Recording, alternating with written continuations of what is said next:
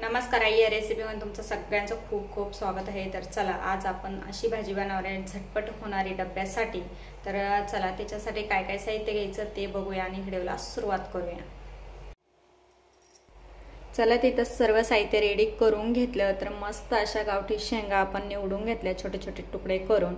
इथं मीठ, हिंग, इथं खोबऱ्याचे काप करून, शेंगदाणे, लसूण, थोडीशी कोथिंबीर आणि कांदा एक। तर हे सर्व साहित्य भाजून घेतले आपण नॉर्मल थोडंसं तेल घालून।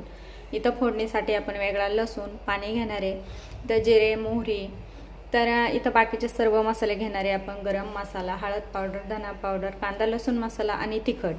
तर हे तुम्ही याच्यापैकी कोणी कुठला मसाला स्किप सुद्धा करू शकता। तर मी हे सगळे मसाले हे थोडे थोडे घालून घेणार आहे आणि लगेचच आपण इथं वाटण करून घेणार आहे। तर थोडंसं तेल घालून आपण हे मसाला पूर्ण भाजून घेतलाय। तर जास्त काळा करायचा नाही आपल्याला, नॉर्मल तव्यावर भाजून घ्यायचा। 2 ते 3 चमचे पाणी घालून याला छान याची पेस्ट करून घ्यायची।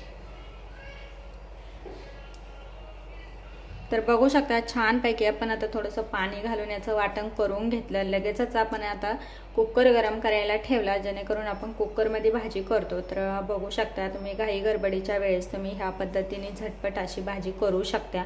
तर इथं मी छोटी अर्धी पळी तेल घालून घेतलं। लगेचच हे आपण निवडून स्वच्छ धुवून शेंगा घेतल्या होत्या त्या घालून घ्यायच्या आणि आपण एक ट्रेक वापरणार आहे, जेणेकरून आपण फोडणी करताना जेव्हा केव्हा लगेच शेंगा घालून घेतो, लगेच मसाला घालून घेतो, तसं न करता 2-3 मिनिटं आपण शेंगा ह्या मंद गॅसवर परतून घेणार आहे तेलावर। तर बघू शकता तर ह्या पद्धतीने छान 2-3 मिनिटं आपण शेंगा परतून घेणार आहे आणि मस्त असा सुगंध येतो आणि भाजी सुद्धा टेस्टी लागते। तर एकदा ह्या पद्धतीने ट्राय करून नक्की बघा। तर बघू शकता मस्त अशा आपल्या शेंगाचा कलर चेंज झाला। तर बघू शकता तुम्ही मस्त अशा शेंगा भाजल्या गेल्या। तर आपण आता काढून घेऊ। तर शेंगा इथं आपण तेलावर तळून घेतल्या किंवा भाजून घेतल्या थोड्या वेळासाठी आणि काढून घेतल्या। त्याच आपण कुकरमध्ये 2 पळ्यात तेल घालून घ्यायचं। तेल तुमच्या आवडीनुसार तुम्ही कमी जास्त करू शकता। तर आपण कुकरमध्ये भाजी करतोय तर त्याच कुकरमध्ये आपण सगळं साहित्य घालून घ्यायचं। तर इथं ठेचलेला लसूण, जिरे, मोहरी घालून घ्यायची। 2-3 मिनिटं मस्त तडतडले का लगेचच आपण इथं जे वाटण करून मसाला घेतला तो घालून घ्यायचा। तर बघू शकता असं केल्यामुळे आपला मसाला सुद्धा छान असा परतला जातो, जेणेकरून शेंगा सुद्धा मस्त भाजल्या जातात तेलावर आणि मस्त वास येतो। तर ह्या पद्धतीने भाजी केल्यावर खूप टेस्टी लागते। 2-3 मिनिटं आपण इथं परतून घेतल्या मंद गॅसवर। तर बघू शकता तर साहित्य अजून थोडंसं आपण भाजून घेतलेलं होतं अगोदर आणि आता सुद्धा 2-3 मिनिटं आपण तेलावर परतून घेतलं। लगेचच आपण इथं मसाले घेतले। तर मी इथं छोटा अर्धा चमचा मसाल्याचा वापर केला। तुम्ही कितपत भाजी करता त्या पद्धतीने तुम्ही मसाला कमी जास्त करू शकता। ते इथे मी 4 ते 5 माणसांची भाजी बनवते। तर मी छोटे छोटे चमचे माझ्यावाले मसाल्याच्या डब्यातले ते घालून घेतले मी। तर चवीनुसार मीठ घालून घ्यायचं, जेणेकरून आपला मसाला खाली लगेच जळायला जात नाही किंवा लगेच म्हणजे परतल्या जात नाही। तर बघू शकता ह्या पद्धतीने छान असा मसाल्यामध्ये आपले मीठ सुद्धा मिक्स होतं। तर छान असं मिक्स झालं का आपण थोडंसं पाणी घालून घेणार आहे।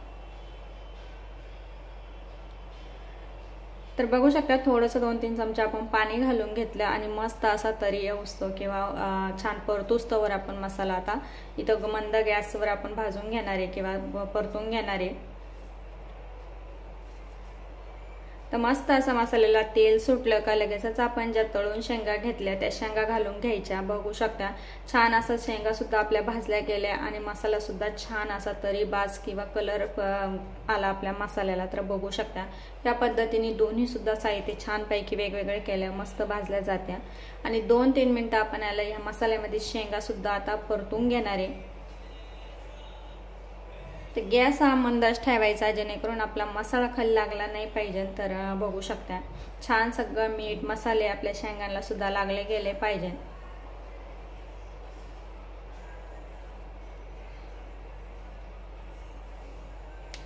तर मस्त असं मिक्स करून घेतलं आणि गॅस कमी करून आपण 2-3 मिनिटांसाठी त्याच्यावर झाकण सुद्धा ठेवून घेणार आहे, जेणेकरून त्याची वाफ छानपैकी आपल्या शेंगांना बसल्या जाईल।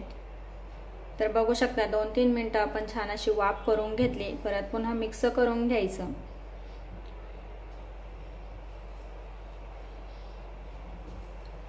तर इथं आपण आता पाणी घालून घेणार आहे. तर तुम्हाला कितपत घट्ट पातळ पाहिजे त्या पद्धतीने पाण्याचा वापर करा, जेणेकरून थोडंसं मी इथं गरम पाणी करून घेतलं होतं.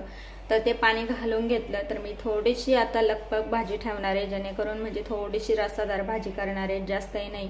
तर तुम्हाला कितपत रस्साभाज करायची त्या पद्धतीने तुम्ही पाणी टाकू शकता, किंवा आपण मसाला केला त्याच्यात थोडंसंच पाणी टाका, अर्धा कप, आणि तुम्ही सुक्की सुद्धा भाजी करू शकता. कसुरी मेथी टाकली आणि आता कुकर बंद करायचा आणि 2 शिट्ट्या करून घ्यायच्या.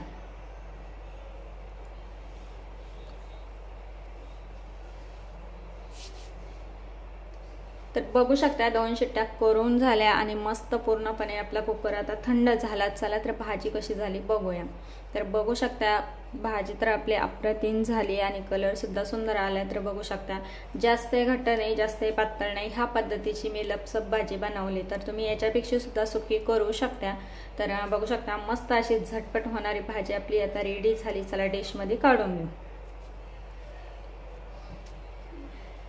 तर बघू शकता घाई गडबडीच्या वेळेस तुम्ही ह्या पद्धतीने भाजी करू शकता, किंवा डब्यासाठी सुद्धा घाई गडबड सकाळी असली तर ह्या पद्धतीने तुम्ही झटपट अशी कुकरला भाजी करून देऊ शकता. तर मस्त अशी आपली आता भाजी रेडी झाली. तर ह्या पद्धतीने तुम्ही नक्की भाजी करू शकता. तर नक्की करून बघा. लाईक करा, शेअर करा, चॅनलवर नवीन असेल तर सबस्क्राईब करा. व्हिडिओ पाहिल्याबद्दल धन्यवाद.